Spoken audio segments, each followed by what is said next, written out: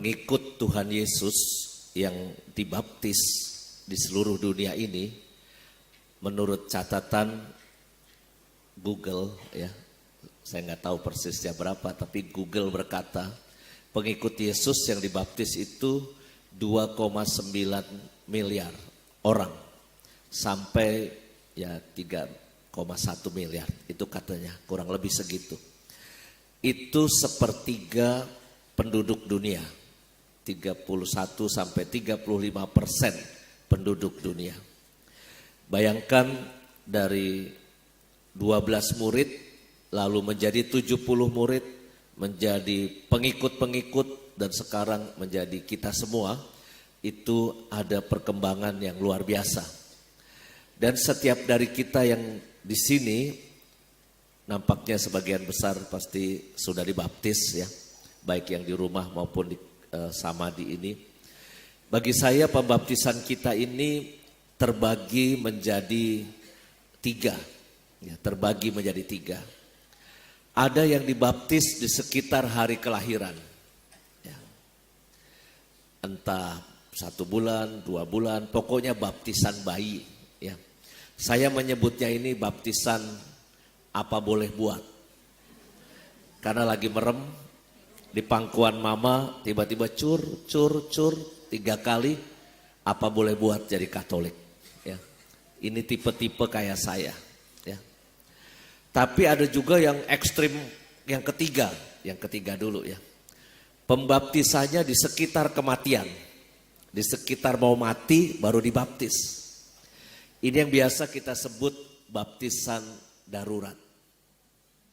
Ada seorang oma Katolik nanya kepada suaminya yang belum punya agama. Ditanya, lu nanti kalau mau mati mau masuk ke kapling yang mana? Terus dia bingung suaminya ini, karena kan belum punya agama pada masa tuanya. Ya udah, gue ikut elu aja deh, supaya ada yang ngurusin dan ada yang doain.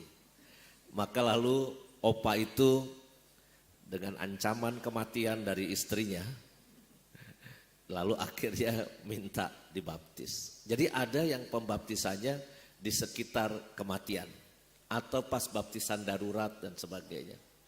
Tapi mungkin juga sebagian besar dari kita ada yang di tengah-tengah nih. Ada karena faktor ikut-ikutan waktu zaman sekolah dulu. Ya.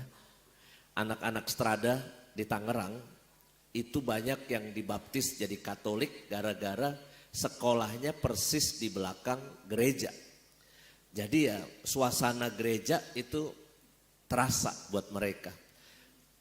Beberapa murid di sekolah Santa Maria Juanda itu minta dibaptis gara-gara setiap kali mau ujian itu tempat yang paling tenang buat belajar itu di kapel.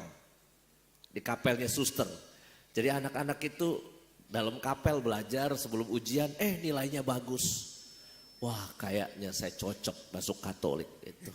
Ya. Jadi di sekitar masa sekolah bisa. Bisa juga karena faktor perkawinan. Ibu saya berkata kepada calon suaminya, kalau you tidak mau dibaptis, goodbye my love.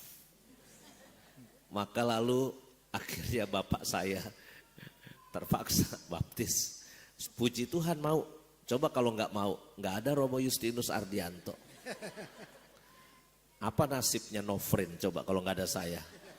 Apa nasibnya Jamaica Cafe kalau nggak ada OKS ya? Ya lalu ada yang di sekitar kita hidup ya. Ada seorang bisnismen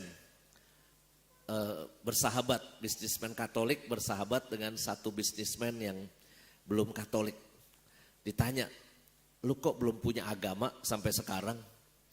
Iya, gue masih sibuk sama perkara duniawi. Ya udah, masuk aja Katolik. Lo apa untungnya Katolik? Kalau di Katolik itu ada fasilitas api penyucian katanya. Jadi kalau kita punya dosa banyak nih, kan bisnismen di antara mereka tahu nih, ya dosa-dosanya di antara mereka sama-sama tahu nih. Main duit lah, hiburan malam lah. Terus ditanya, fasilitas di Katolik itu bagus. Kalau kita mati banyak dosanya, nggak langsung dicemplungin ke neraka. Ada kesempatan untuk disucikan, namanya purgatorium. Wih, hebat juga nih bapak-bapak satu ini, ngerti namanya purgatorium. Nanti kita didoain sama keluarga kita. Nanti kita didoain pas tanggal 2 November. Nanti kita didoain oleh para kudus. Nanti kita disucikan dan kita boleh masuk surga. Mendingan lu masuk Katolik. Akhirnya dia masuk Katolik. Waria. Saya di sini membaptis waria udah 3 angkatan nih. 14, 29 dan 7 ya. Saya pikir lama-lama Samadi bisa menjadi pusat waria Katolik nasional. Saya nggak tahu bagaimana ceritanya kok mereka datang ke sini minta pelajaran agama gitu. Kayaknya di Indonesia ini kalau ada apa-apa bingung gitu, lo cari Romo Yus saja, ntar beres pasti. Ya. Maka lalu 3 angkatan sudah dibaptis. Ketika saya tanya, kenapa you mau dibaptis? Udah tua Romo pengen bertobat. Diajak temen, akhirnya mereka dibaptis. Maka di tengah-tengah masa hidup kita, kita bisa menjadi pengikut Kristus. Pertanyaannya, apakah pasti masuk surga kalau sudah dibaptis? Nah ini pertanyaan dari seorang katekumen waria kepada saya. Romo, kalau saya dibaptis, apakah saya pasti masuk surga? Dulu sebelum Konsili Vatikan kedua, Gereja Katolik agak sombong sedikit. Karena punya pengajaran extra ecclesia nulla salus. Di luar gereja tidak ada keselamatan. Bayangkan kalimat itu kan agak tinggi sekali ya. Di luar gereja tidak ada keselamatan. Dasarnya apa? Karena di kitab suci ada ayatnya. Barang siapa dibaptis akan diselamatkan, tetapi barang siapa tidak dibaptis, dia akan masuk neraka. Ya. Jadi ternyata ada ayat kayak gitu. Maka dulu gereja Katolik extra ecclesia nulla salus. Di luar gereja nggak ada keselamatan. Tapi sesudah Konsili Vatikan kedua, gereja Katolik mulai bertobat.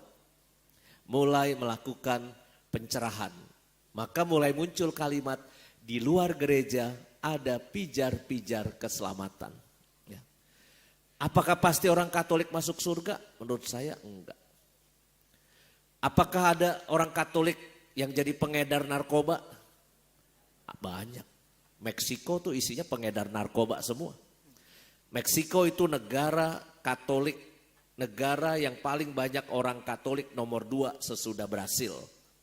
Dan peredaran narkoba berasal dari Meksiko. Berarti pasti banyak orang Katolik tuh terlibat. Romo Edi Jelahu ke penjara Cipinang. Apakah ada orang NTT di sini? Ada angkat tangan. Satu kampung sama Romo Edi. Kamu kena pasal berapa? Pertanyaan di penjara Cipinang kan biasanya yang paling populer 1 biasanya. Kamu kena pasal berapa gitu. Maka ya jadi Katolik belum tentu menjamin perbuatannya benar. Apakah ada orang Katolik yang jadi koruptor? Ada. Nama-nama dibaptis kan belakangan muncul tuh.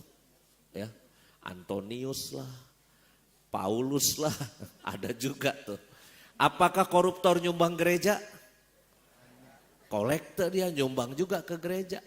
Apakah duitnya diterima oleh gereja? Dikembaliin, sesudah itu dikembaliin. Ketika tahu itu duitnya dari koruptor, duitnya dikembaliin oleh gereja. Ya. Maka buat saya iman kita dibaptis itu harus dipelihara. Ya. Belum tentu jaminan automatically kita masuk surga. Enggak. Ibaratnya kita naik kereta ke Jogja nih, niatnya ke Jogja.